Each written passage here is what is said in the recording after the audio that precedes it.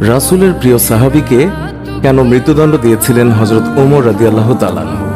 পিতাকে হত্যার অপরাধে তার দুই পুত্র এক যুবককে টেনে হিঁচড়ে খলিফা ওমর রাদিয়াল্লাহু তাআলা আনহুর দরবারে এসে হাজির হলো। তারা বলল, এই ব্যক্তি আমাদের পিতাকে হত্যা করেছে, আমরা এর সঠিক বিচার চাই। খলিফা ওমর রাদিয়াল্লাহু তাআলা আনহু ওই যুবকের কাছে তার বিরুদ্ধে আনা হত্যার অভিযোগের ব্যাপারে জানতে চাইলে যুবক বলল, অতি ক্লান্তি অনুভব করার কারণে আমি একটু খেজুর গাছের নিচে বসে বিশ্রাম করতে গিয়ে ঘুমিয়ে পড়ি। উঠে দেখি আমার উট আমার পাশে নেই। খুঁজতে গিয়ে যখন সামনের দিকে এগিয়ে যাই তখন তার মৃতদেহ পাই, যাকে ওনাদের বাবা বাগানে প্রবেশের জন্য পাথরের আঘাত করে মেরে ফেলেছে। এই বিষয়ে যখন আমি তার সাথে কথা বলতে যাই তখন অনেক কথা কাটাকাটি হয়েছিল এবং বাকবিতণ্ডার এক পর্যায়ে আমি তাকে পাথর দিয়ে আঘাত করে ফেলি, যার ফলে তিনি মারা যান, যা ছিল সম্পূর্ণ অনাকাঙ্ক্ষিত একটি ঘটনা। এর জন্য আমি ক্ষমা চাইছি। বাদীরা বলল, আমরা মৃত্যুদণ্ড চাই। হযরত ওমর রাদিয়াল্লাহু তাআলা আনহু বললেন, উটের বদলে তো তুমি একটা উট নিলেই তো হতো, কিন্তু তুমি বৃদ্ধকে হত্যা করেছ, হত্যার বদলে হত্যা। এখন তোমাকে মৃত্যুদণ্ড দেয়া হবে। তোমার কোনো শেষ ইচ্ছে থাকলে বলতে পারো। লোকটি বলল, আমার কাছে কিছু ঋণ এবং আমানত আছে। আমাকে যদি কিছুদিন সময় দিতেন তাহলে আমি বাড়ি গিয়ে সেই ঋণ এবং আমানত পরিশোধ করে আসতাম। খলিফা ওমর রাদিয়াল্লাহু তাআলা আনহু বললেন, তোমাকে তো একা ছাড়তে পারি না। তুমি যদি তোমার তরফ থেকে কোনো জিম্মাদার রেখে যাও তবে কিছু সময়ের জন্য তোমাকে মুক্তি দিতে পারি।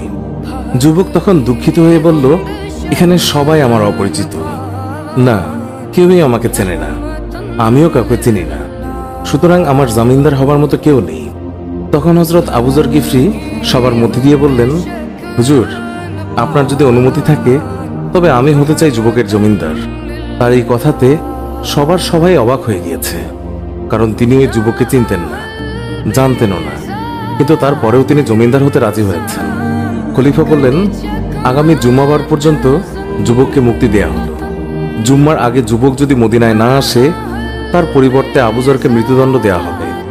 জামিন পেয়ে নওজোয়ান ছুটে চলল মাইলের পর মাইল দূরে তার বাড়ির দিকে, আর আবু যর গেলেন তার বাড়ির দিকে। এদিকে দেখতে দেখতে জুম্মাবার চলে এসেছে। নওজোয়ানের তো কোনো খবরই নেই। হযরত ওমর রাদিয়াল্লাহু তাআলা আনহু রাষ্ট্রীয় পত্রবাহককে পাঠিয়ে দিলেন আবু যর গিফরি রাদিয়াল্লাহু তাআলা আনহুর কাছে। সেই পত্রে লেখা ছিল, আজ বাদ জুম্মা সেই যুবক যদি না আসে তবে আইন মোতাবেক আবু যর গিফরি রাদিয়াল্লাহু তাআলা আনহুর মৃত্যুদণ্ড কার্যকর করা হবে। আবু যর যেন জুম্মার প্রস্তুতি নিয়ে মসজিদের নবীতে সঠিক সময় উপস্থিত হয়। খবর শুনে পুরো মদিনায় থমথমে অবস্থা। একজন নিষ্পাপ সাহাবী আবু যর গিফরি আজ বিনা দোষে মৃত্যুদণ্ডে দণ্ডিত হবে। জুম্মার পর সবাই মসজিদে নবীতে হাজির, সবার চোখে পানি। জল্লাদও প্রস্তুত। জীবনে কতজনের মৃত্যুদণ্ড দেওয়া হয়েছে তার হিসেব নেই, কিন্তু আজ কিছুতেই চোখের পানি আটকাতে পারছে না। আবু যরের মতো একজন ভালো সাহাবী আজ কিনা বিনা দোষে মৃত্যুদণ্ডে দণ্ডিত হচ্ছে, এটা কেউই মেনে নিতে পারছে না। এমনকি মৃত্যুদণ্ডের আদেশ প্রদানকারী খলিফা ওমর রাদিয়াল্লাহু তাআলা আনহু তিনিও অনবরত কাঁদছেন, তবুও আইন নিজের গতিতেই চলবে। তখন আবু যর গিফরি রাদিয়াল্লাহু তাআলা আনহু নিশ্চিন্ত মনে হাসি মুখে এক কোনায় দাঁড়িয়ে মৃত্যুদণ্ডের জন্য প্রস্তুত। জল্লাদ ধীর গতিতে আবু যর গিফরির দিকে এগোচ্ছেন আর কাঁদছেন।